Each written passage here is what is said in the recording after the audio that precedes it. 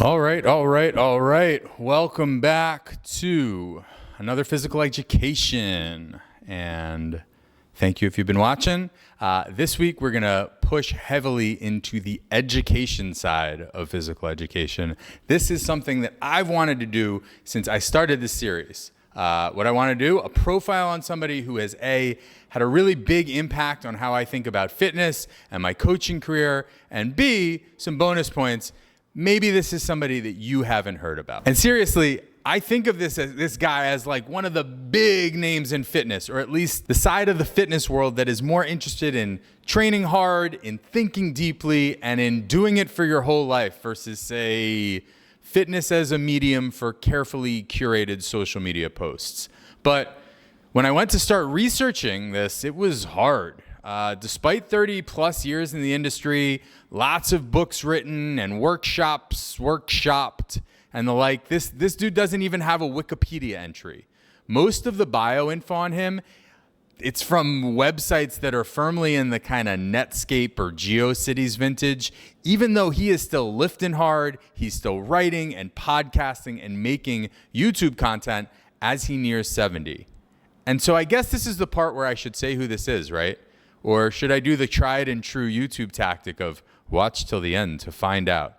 That would be cool. I'll just do this whole video talking about how awesome this guy is, and then at the very end, I'll drop his name and bam, curtains. But that would be weird. So his name is Dan John. And if you're like me and suspicious of people with two first names, I swear to you, this is a real person. I think his full name is Daniel Jonathan. I'm kidding. It's probably Daniel John, but I don't know. I can dream, right? So who is this doubly monosyllabically titled guru? Oh, I am glad that you asked that, my friend. So our friend Dan John was born and raised in San Francisco in 1957, and he started lifting in the mid-60s, which is like suspiciously young, but it probably checks out. He's kind of built like that. And while strength training was pretty fringe at the time, Dan was a track and field athlete, specifically a thrower. Super specifically, a discus thrower. And so that was his doorway in. And this background is important because Dan's philosophy is grounded in sport and athleticism. And you can put a pin in or a javelin in that because we're going to come back to it later. Dan was really good at throwing stuff real far, both in high school and then at Utah State University, where he was an All-American. Now, I can't really say when his analytical brain truly developed, but even in college, he was interested in the why and the how of training and guessing and testing and messing around in the gym a lot. Unlike some high-level athletes who treat the training part of their sport as a chore. Dan definitely didn't. He competed in a bunch of other strength sports alongside track and field, Olympic weightlifting chief among them. Oh, so you think this will all be about big jock throw heavy frisbee far? Well, it's time to take a turn into Nerdville because my boy Dan also earned advanced degrees in history and in religious education. What? Yes, he did. In fact, he was awarded a Fulbright Scholarship and did research in the Middle East, which he states was deeply formative in shaping the philosophical lens through which he approached training and teaching for the rest of his life. Oh, and teaching.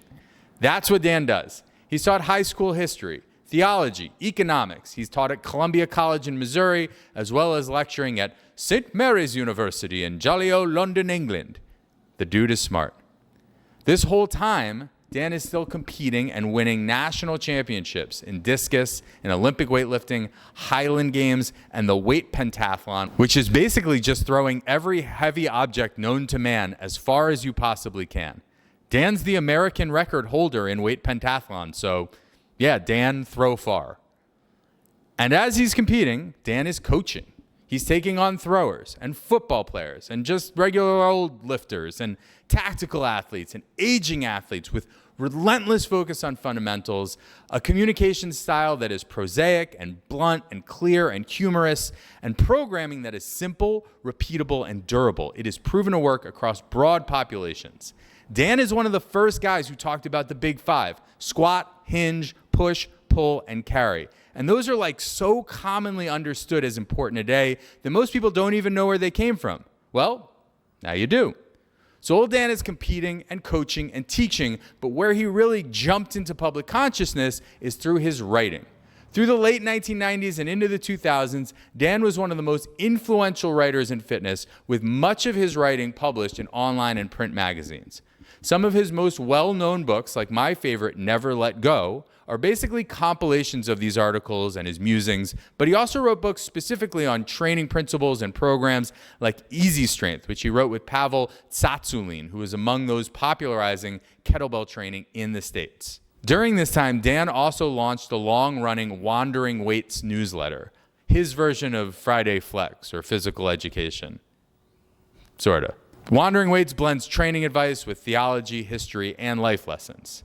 So today, Dan is now in his Master Yoda phase, and much like the unintentionally cringe, hilarious scene in Attack of the Clones, don't think my boy is not staying on the top of his game. Dan is still lifting and competing, and in a recent Reddit AMA said he had no plans of not regularly continuing to Olympic lift as he rounds into his 70s. All that said, the master has added some layers to his game as he's aged up, with more emphasis on longevity, consistency, and just enjoying his training than he had in his younger, give it all you got years. Despite not having a really big internet presence, Dan is still in demand as a speaker, a lecturer, a podcast guest, and he hosts his own podcast creatively titled The Dan John Podcast, where he answers listener questions with his characteristic directness and warmth.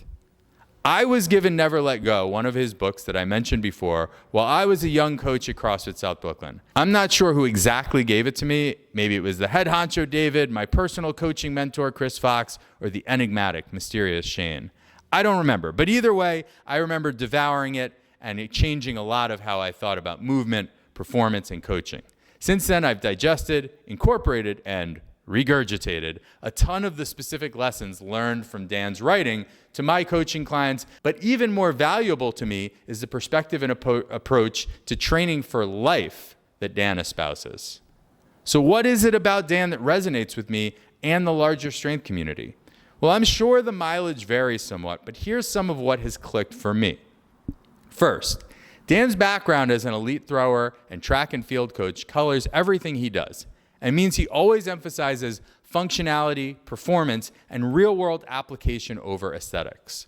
For a kid who loved the gym, but spent years wishing he looked a little bigger or leaner or something, shifting my mindset to focus on what my time in the gym allowed me to do versus how it made me look was when these things really started to click for me.